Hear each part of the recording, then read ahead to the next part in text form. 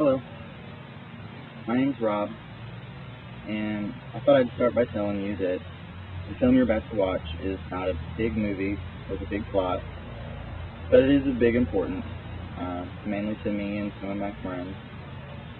It's about a person that I was close to, and my friends as well, and this film is from me and my friend to him. His name was Steven Leneave, and this is for him.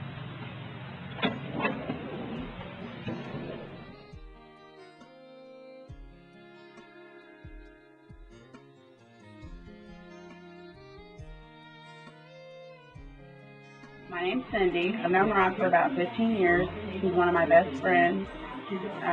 Me and Rob get a little busy in our lives from time to time. We tend to lose touch. It was during one of those times that I met Steve. He was my neighbor on 21st Street. We lived right next door to each other. We became really good friends.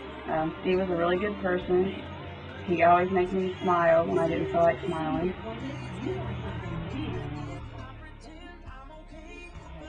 After knowing Steve a few months, I could see that he tried to make everybody else happy, but it seemed like he wasn't as happy as he could be himself. And it was right about that time that Rob and I started talking again.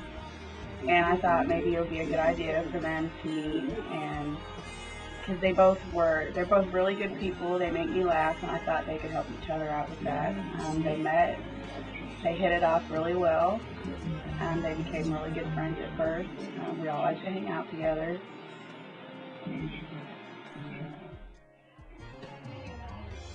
I first met Steve and Rob together at my friend Terry's house in July of 2003.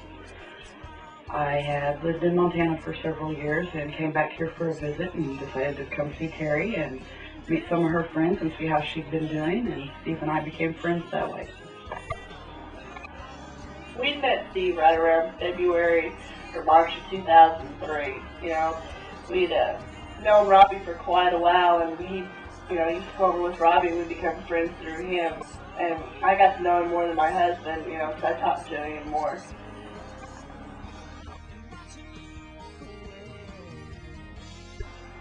I'd known Rob for quite a long time, and him and Steve used to watch my son Noah when he was younger. And Noah really took a liking to Steve. He'd get in the floor and play with him, and Noah really enjoyed being with him. And when he was, still a baby, when Noah started first getting around Steve, he'd feed him his bottles and put him to sleep, and Noah just really liked him because Steve was excellent with children. He always had such a great personality and caring with children and adults. He was just a good all around good person to be around. Steve was always really good with my kids. They loved him. They loved being at his house. Anytime I needed somebody to watch him, he never told me no. He was always there for me. He was glad to do it. Matter of fact, anytime I ever had to go looking for my kids, I knew where to go because they would always be at his house, playing on the porch or inside playing with his computer. Especially Taylor, my 4-year-old, he was closest to Steve, and Steve really loved him. When I moved off 21st Street and moved into my apartment, he had to come over and make sure Taylor had his room and his bed all set up, and had to check everything out. There was many times that we had kids on their birthdays. Like, we wouldn't be necessarily babysitting or anything. They would want to come over and be here on their birthdays because we would keep the closet full of toys for the kids. Steve would make them cake. We would rent movies, kid movies, and watch movies with them, get on the floor, play. But they just loved to come over and hang out with me and Steve.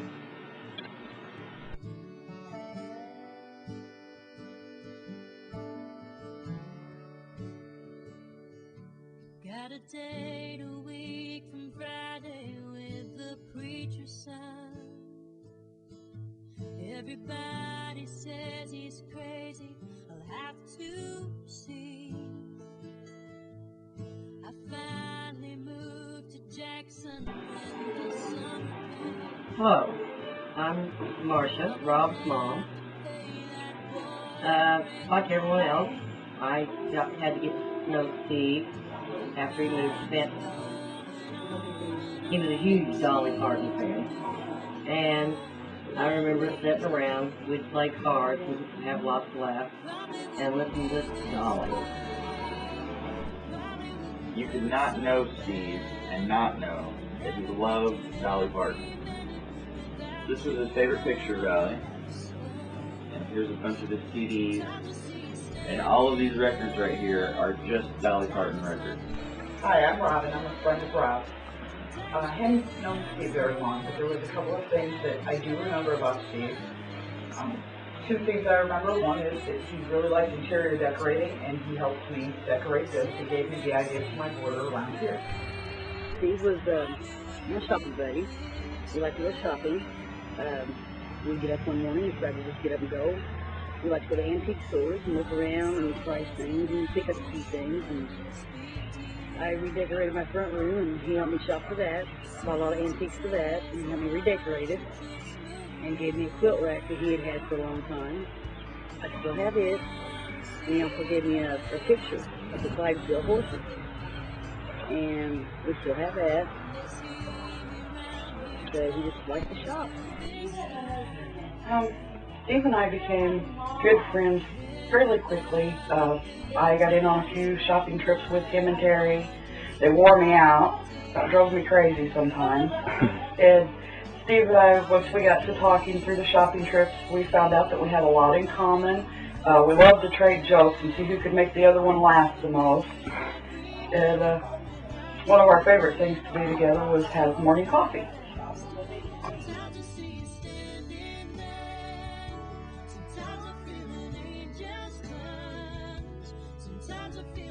He was like I was.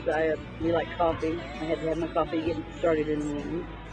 And he was the same way. So we get together a couple mornings a week and have our coffee and have muffins. And that leads me to another thing. Steve loved to cook. And he was always in the kitchen cooking something. And my favorite thing was the beer bread. He made really, really good beer bread. And good dump cake. Beer bread beats dump cake. Yeah, he liked to cook. That was the other thing that I remembered about him. One of the first times that I met Steve, I was over at Rob's house, and he was cooking hamburgers, and they smelled great. I remembered asking him how he made them, and he gave me the recipe, and a lot of people don't make them that way because you do this to make meat stretch if you don't have the budget. But they were wonderful, and I still make my hamburgers that way today.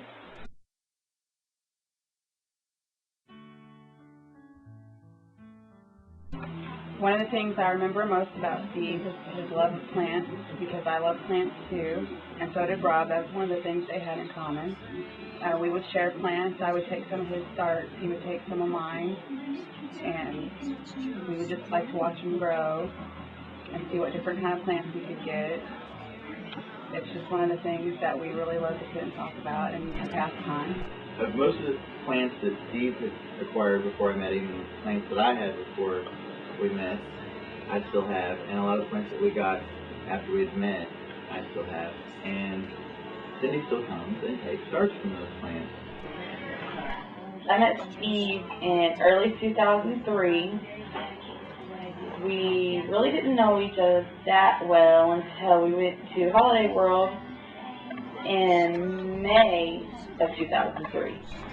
First time I met Steve was out front. Him and Rob had pulled us out front, and I went out and met him very briefly. And the second time, I guess, was a Holiday World trip. Me and my daughter and Rob and some friends of ours went to Holiday World, and that's the first time they got to meet him. That's actually my second time, and we had a blast. The ride at Holiday World, and the most memorable moment that I have, is a ride called the Liberty Launch. Everybody wanted to get on it. I wouldn't get on it. So they made Steve ride. And it was the funniest thing in the world. I would rather watch that than a stand-up comedian. Because all Steve could say was, "Oh my God, help me God." And whenever he got off of the thing, he said that his liver was in his chest. So therefore he called it the liver launcher instead of the Liberty Launch. And that was funny. Funniest thing ever. Ever.